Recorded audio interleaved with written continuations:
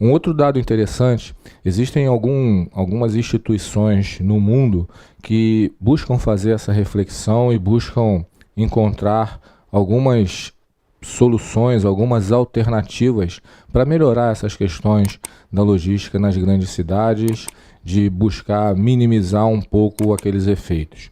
Eu recentemente tive a oportunidade de estudar aquele relatóriozinho ali, ó, né, um relatório das cidades colaborativas, e eles trazem uma abordagem muito interessante, que era uma das coisas que a gente já refletia aqui e que o que esse relatório apontou meio que veio corroborar com muitas das coisas que a gente pensava aqui na comissão e que a gente fazia algumas reflexões. Segundo esse estudo, quando a gente quer trazer algo relacionado a fluxo de pessoas, a logística urbana sustentável, isso tem um triângulo. Muitas das vezes a gente, quando conversa sobre isso, e a gente sempre tem a mania de achar um culpado, né? O que às vezes faz parte. E a gente olhando para aquele triângulo ali, eu tenho certeza que todo mundo já identificou quem a gente atribui a principal culpa, né? Para a gente buscar ter uma logística urbana sustentável, pessoal, não adianta a gente só entender que isso é responsabilidade de só uma das partes daquele triângulo.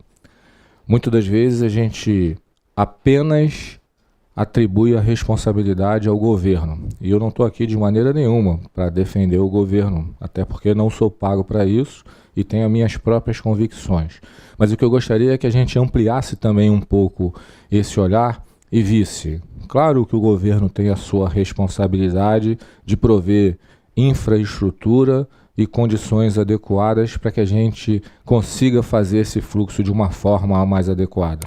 Isso eu não tenho dúvida e tenho certeza que nenhum de nós aqui tem dúvida. A reflexão que eu queria propor para vocês é, ok, o governo tem essa responsabilidade, tem esse papel e tem esse dever. Mas existem outros agentes que também precisam se engajar para tornar essa questão um pouco melhor. Que agentes são esses? Nós temos a própria sociedade, eu, você e cada um de nós que está sentado aqui. É só a gente olhar quando vocês forem sair daqui. Eu tenho uma certeza bastante grande que vai ter um engarrafamento aqui nessa rua. Essa rua aqui, né, professor Gabiso, é uma rua de 2 faixas de rolamento, né? Passam 2 carros. Logo 3 prédios aqui após o CRA, existe um colégio, né? E o que vai acontecer na hora de saída das crianças do colégio?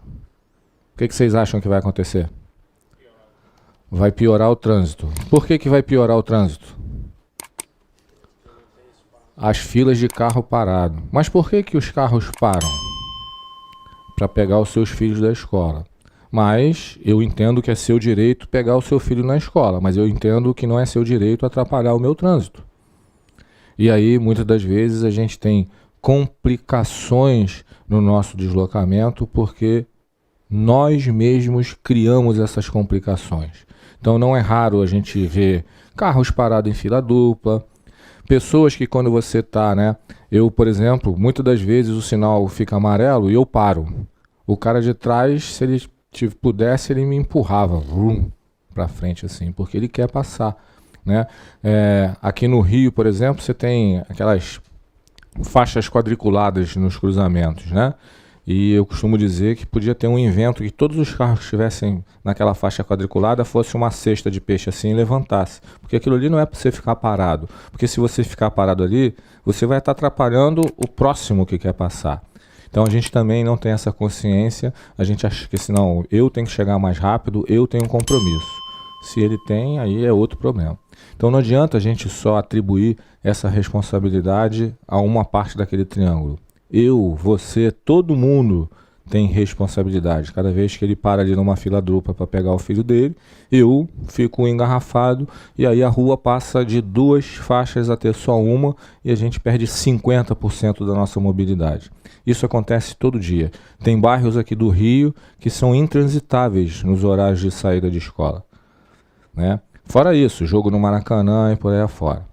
O outro lado ali, que tem ali na na base, e aquele triângulo ali, os nomes foram colocados, não necessariamente quem está na base é mais importante, são as próprias empresas.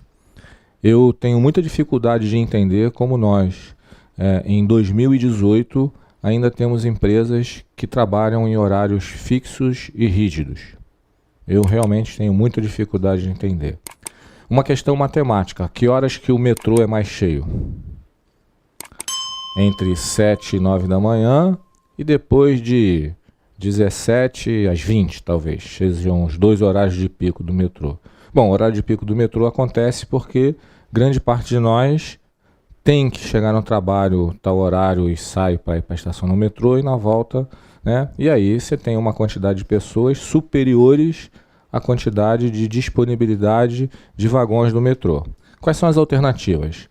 Aumenta imensamente a quantidade de vagões no metrô. Então, resolve, não resolve? E aí a pergunta é, e depois, às 2 horas da tarde, quando não tiver ninguém, o que faz com o vagão no metrô? Deixa lá parado? Isso é custo para alguém, para mim, para você e para alguém. Eu não entendo ainda por que as empresas não adotam cada vez mais horários diferenciados. Eu não sei por que cada vez mais as empresas também não se engajam nessa situação e falam, cara, não tenho que ficar botando o cara para sair nesse horário de pico. Vamos deslocar. Em 1990 e alguma coisa, eu trabalhei numa usina siderúrgica que nós éramos 3.500 funcionários. E nós almoçávamos em horário bem picadinho. Eu lembro até hoje qual era o meu horário, 11h54. Eu tinha que ir para o refeitório 11h54. Então, pessoal, a reflexão que eu queria que vocês fizessem é, cara, isso não é só a responsabilidade de um daqueles atores ali do triângulo. Ela é responsabilidade de vários atores. E isso não só sou eu que penso. Isso é o que grande parte do mundo começa a refletir.